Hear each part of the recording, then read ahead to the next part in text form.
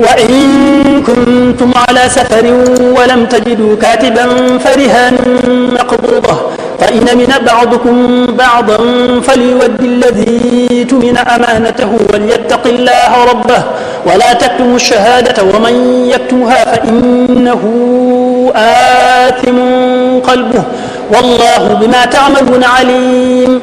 لله ما في السماوات وما في الأرض، وإن تبدوا ما في أنفسكم أو تخفوه يحاسبكم به الله فيغفر لمن يشاء ويعذب من يشاء والله على كل شيء قدير. آمن الرسول بما أنزل إليه من ربه والمؤمنون كلنا آمن بالله وملائكته وكتبه ورسله لا نفرق بين أحد من رسله وقالوا سمعنا وأطعنا غفرانك ربنا وإليك المصير. لا يكلف الله نفسا إلا وسعها لها ما كسبت وعليها ما اكتسبت ربنا لا تؤاخذنا إن نسينا أو أخطأنا ربنا ولا تحمل علينا إصرا كما حملته على الذين من قبلنا ربنا ولا تحملنا ما لا طاقة لنا به واعف عنا واغفر لنا وارحمنا أنت مولانا فانصرنا على القوم الكافرين. بسم الله الرحمن الرحيم. ألف لام ميم.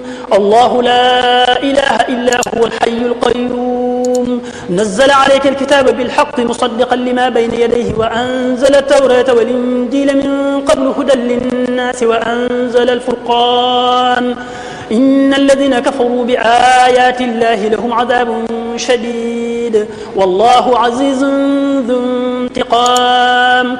إن الله لا يخفى عليه شيء في الأرض ولا في السماء هو الذي يصوركم في الأرحام كيف يشاء لا إله إلا هو العزيز الحكيم. هو الذي أنزل عليك الكتاب منه آيات محكمات هن أم الكتاب وأخر متشابهات فأما الذين في قلوبهم زيغ فيتبعون ما تشابه منه ابتغاء الفتنة وابتغاء تاويله وما يعلم تاويله إلا الله والراسخون في العلم يقولون آمنا به كل من عند ربنا وما يذكر إلا أولو الألباب.